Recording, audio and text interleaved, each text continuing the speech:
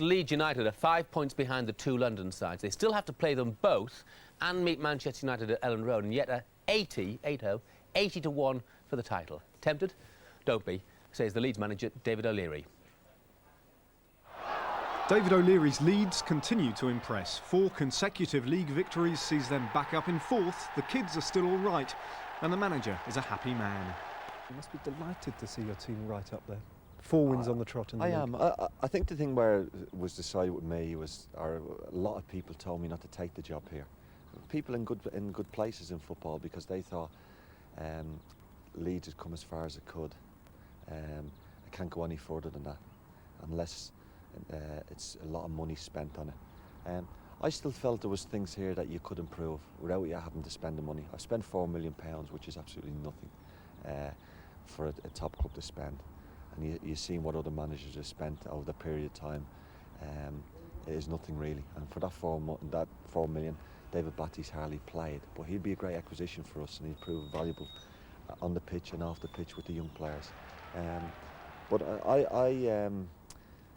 I just felt with Leeds itself that you know, we can take this club somewhere. It was a great place to start your career, wonderful supporters, and as I say, if we played with a certain way, those supporters would get behind us. And you know, I keep going on about the initial question of what was the initial question? George Graham had something to do with George. Had something to do with George. Somehow it always seems to have something to do with George. And on Wednesday night, the apprentice finally got the better of the master. Well, I know George because I've been brought up with him. He'll have a cup of tea and he'll be friendly, but we're still trying to pick your brains. He asked me a few questions on a couple of things, and I knew what he was about, asking me them. But I answered them, and pretended I was naive, answered them. But because I thought it'd help him, and I'd let him think Dave's naive. But I answered them for him because I thought it would be beneficial for him. Plus, what I was telling him was no use to me anyway. How have you kept these youngsters so happy? How have you kept them ticking over, so concentrated this late in the season? I got in at 17 with Bertie Mee, and I played a full season. And I remember a lot of things what he did with me. So what were they, David? To watch the way you train them, you know, to keep an eye on them off the field, which I do. But they're good lads anyway, you know.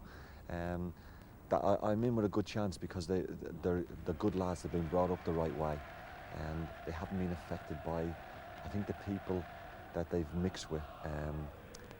They haven't changed those friends. Hasn't turned their heads. Hasn't turned their heads. They haven't acquired yet, and hopefully not, the in crap that goes with when you're an in footballer now.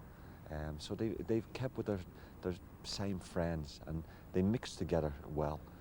So that has been good. And at the end of the day, they're quality players. And they all want to sign contracts for the next 5 years here, which is a great thing for this club.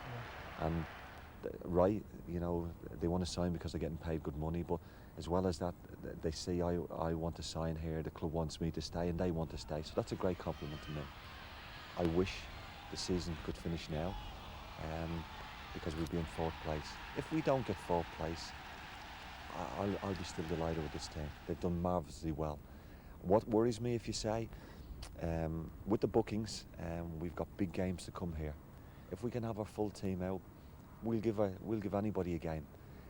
But with the bookings, the way the referees book people now, and I've got a lot of people one game off, I haven't got the quality and depth to be able to replace these players that are playing for me now.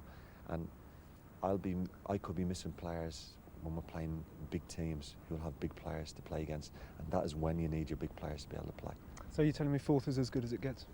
Yes. That's not reverse psychology or anything cunning like that? No, that is, I'm not good enough for that reverse psychology yet. That is, if we can finish 4th, we'll have overachieved, well overachieved for this season, believe you me. Play down your chances, keep a lid on the hype. But behind those smiling eyes, you have to wonder what real ambitions are harboured. They played Chelsea at Stamford Bridge, Manchester United and Arsenal at Ellen Road. They also have to face Charlton and Coventry yet. Is he being a little canny in saying they can only finish 4th, Frank? No, I don't think so. I know sometimes David and George Graham have always played matters down to keep the pressure off the club and to keep the pressure off themselves. But I think he's been realistic in what he's saying there. He's got a young side, no fear whatsoever. They are terrific. They must be a delight to manage. But I think when you look at the three teams that are above him, they're not in the same league, especially as a squad. They're going to get there, especially if you can add to the players next season. But I think if they can finish fourth, that'll be a tremendous achievement for Leeds United. From their point of view, though, they've got David Batty back now, and he's been out, virtually since they signed him. So it's like a new player for them again. It is a new player, and he got his usual booking as well, early doors. So he looks after the youngsters, he really does, and he keeps things moving. He's not going to get you goals and stuff for Leeds, because the other players can do that.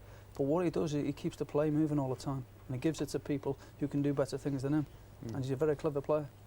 4 wins in a row, Clive, for Leeds now. If they were to win at Sheffield Wednesday today, for instance, this is all hypothetical, of course, and Chelsea and Arsenal were to slip up in some way, would they just start to get a little excited? No, I don't think so. I think that, again, David was asked about, playing double bluff, and I think he's, although he's young in the managerial stakes, he's been alongside George Graham for a number of years. He played for him, he was assistant manager alongside him. He's learnt a great deal, but I think he's realistic, and I think that he knows that his team are going to be good. I think they're going to be very good. But again, I don't think he really wants to put undue pressure on them too early. I think it's a tremendous position they're in. They're almost just finding a little bit of a breathing space between them and the fifth place team. And it's a sort of almost a no pressure situation for him. I think the one thing that Leeds will have, they will certainly have a say in where the championship ends up this season. I don't think it'll be theirs, but they will play a major part in against the three teams above them. They will play a major part in where it actually finishes. It's a great position, I think, for David O'Leary to be in. He's taken over from George Graham, set up good foundations. He's got young stars coming through there that Howard Wilkinson and his youth policy developed, it was all down to him as well. And he's got Kuhl and Woodgate and Smith up front, and other young players coming through. McPhail's got to come through as well. And they're unspoiled, Jeff, as well. They've not got the great riches yet. They're probably on good wages, but they haven't accumulated a lot of wealth behind them. They're unspoiled. It must be an absolute delight. You heard David talking about they're still friends with each other. They go about with each other, and they've still got the same friends outside the game. That is a smashing time. I'm not saying it'll last for the next 5 years, but that's a smashing time both for the players and for David O'Leary. You see, he's talking about wanting £20 million to spend this summer. Now, that's a big test for him. People might say, oh, lovely, you've got a team in fourth place in the league. Bags of money to spend in theory, but we've talked about it before. It's the spending well that's important, and also not upsetting the apple cart that he's got now. Absolutely. I think he will test the board out. David's got that touch of steel in him. I think he'll test the chairman out and the football club out. Are you prepared to give us the money that might make the difference from fourth to actually challenging next year for the championship? And I think they will try and come up with the money if it's at all possible. And but they certainly have got to get a bigger squad. And you're quite right, Steve mentioned it earlier. It's all right having money, it's spending it wisely is a key factor to it. And when you buy a bad player and he doesn't make the grade, it hangs around your neck like a millstone, and you really have to be very, very careful, and I think David will be. I think the thing is, Jeff, it shows a belief that David O'Leary has in his own ability, because people said, well, perhaps he didn't want the job when it was initially became vacant with George's departure, and I think a lot of people expected him to follow George to Tottenham. But what David did, he manipulated the situation to his own ends, whereby I think he certainly got guarantees that he wanted, because he knows eventually where he wants to go. And I think that he's got himself in a fantastic position. I don't think he would have any fear in actually spending the money, because he believes eventually that he will be a top manager. He couldn't have waited much longer, because he couldn't have got a better club than Leeds. There's not many better. Yeah, perfect for him. The foundations are already set, as you say. He was there. He knew the players. It's perfect. The fan base is magnificent, isn't it? It's everything's there waiting to happen. And what a big game today at Sheffield Wednesday. Big Yorkshire derby on Wednesday. No Carboni, which is a body blow for them. Oh, he makes them tick. He really does. I've watched him on a number of occasions. And Carboni is quality. He really is. Everything he touches is stone dead. And he brings everybody into the game. And he scores great goals. It's going to be a massive blow for Sheffield Wednesday, for sure. Okay. Without him, Steve, how do you see it going? I think this is going to be very close. Being a local derby, I can't see much in the two teams today, and I'm going to go for a draw today. Okay, Frank? That's what I've got. I didn't realise Carboni wasn't playing, actually. That almost tips me a little You bit. can't change, Frank. Yeah. No, I'll stick to what I said. I think it should be a draw, yeah. Okay. Clive? Leeds just, but very, very... Why did I know when you wouldn't let Frank change that you'd gone for a Exactly, Leeds yeah. win? Yeah. Okay, thanks, fellas. Now they have